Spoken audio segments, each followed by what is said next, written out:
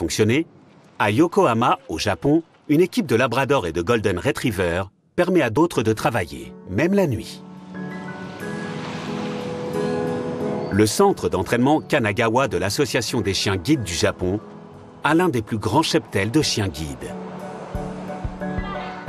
C'est aussi la toute première école pour formateurs de chiens guides. Ces formateurs apprennent les bases pour élever et travailler avec les chiens.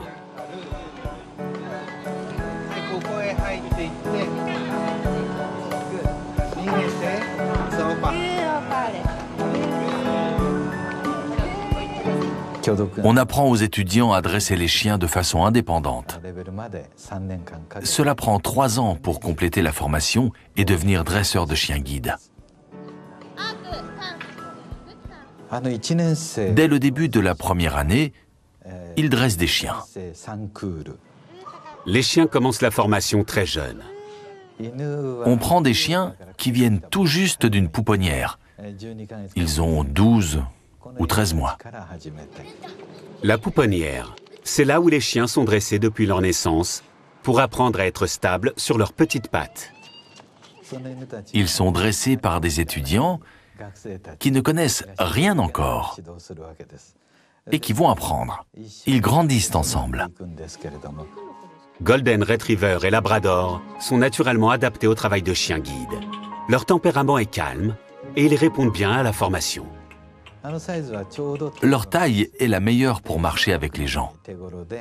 En plus, ils ont une bonne tête. Seuls les meilleurs chiens deviendront guides. Aujourd'hui, Erio, une apprentie dresseuse, travaille avec Opal. Erio travaillera avec plusieurs chiens durant sa formation pour éviter qu'elle s'attache à l'un en particulier. Elle s'entraînera avec toutes sortes de chiens. Tu l'emmèneras à travers tout le parcours. C'est bien, c'est bien. Voilà, c'est bien. Les chiens guides doivent maîtriser 3 types de choses. Les coins, les marches et les obstacles. Dans ce quartier résidentiel, il y a un trottoir là. Mais si on longe cette route, il n'y a pas de trottoir. Les chiens ont une grande responsabilité. Dire à leur maître quand il y a un coin, quand il y a une marche et quand il y a un obstacle, pour la sécurité du maître. Opal apprend à obéir aux commandements de direction quand elle marche avec Erio, le long des routes et au passage piéton.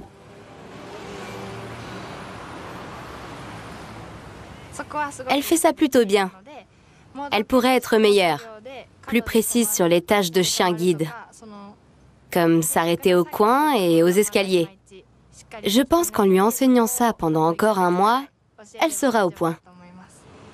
Le cursus à Kanagawa est rigoureux. Il est impératif qu'elle maîtrise l'apprentissage pour qu'elle puisse pleinement assister son futur maître.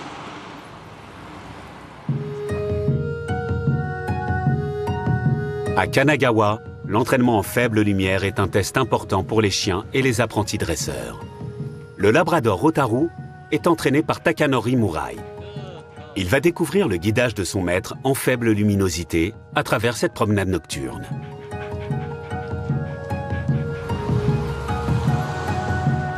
De même que sa vision périphérique, la vision de nuit des chiens est très supérieure à celle des humains. En faible luminosité, le seuil de vision des chiens est bien plus bas que celui des humains. Par exemple, un chien pourra encore voir des objets à un seuil de luminosité 6 fois plus bas que celui nécessaire à un humain. Le chien a conservé cette aptitude à voir aussi bien dans la grande lumière que dans l'obscurité. Avec sa vision périphérique étendue, ça fait de lui un bon chasseur, héritage de son ancêtre le loup.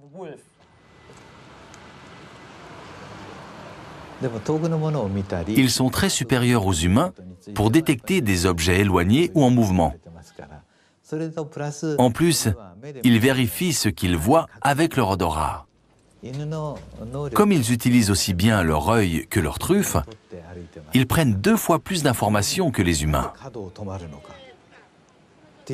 Ils s'arrêtent aux angles parce qu'ils ont une vision plus large. Ils perçoivent aussi les changements de vent. Otaru va affronter son dernier test, celui qui décidera s'il est un chien guide ou non. Pour ça, Otaru doit guider sans faute une apprentie aux yeux bandés près d'une route pendant 15 minutes. Il n'a encore jamais guidé cette apprentie. Bon, tu te couvres les yeux et on commence le test sans tarder.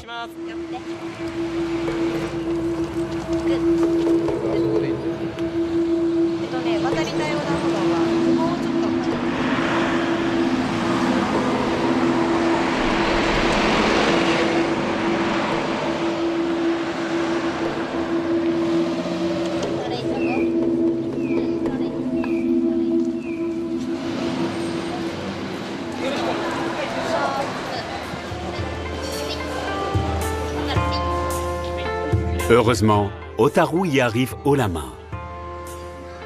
Il rejoint les rangs de plus de 1000 chiens guides du Japon. Et pendant que des chiens comme Opal et Otaru vont travailler avec leurs propriétaires, leur passage à Akagawa aura servi à préparer la future génération de dresseurs de guides. Ils aiment les gens et ils sourient tout le temps, non? Leur tête rend les gens heureux. C'est primordial.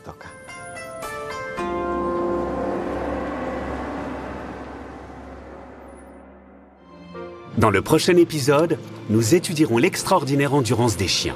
Nous verrons un équipage participant à la plus grande course de chiens de traîneau du monde, la Grande Odyssée. Ce sont de véritables athlètes. Ils sont nés pour courir.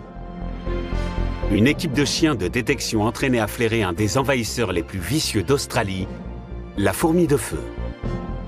Ils ont travaillé longtemps et sur des longues distances. Seuls les animaux très endurants sont capables de survivre dans de telles conditions. Et nous rencontrerons une remarquable équipe de labradors qui vient en aide à des phoques en danger dans l'océan Arctique. Nous utilisons les services de chiens parce qu'ils sont le seul moyen de détecter les animaux que nous recherchons.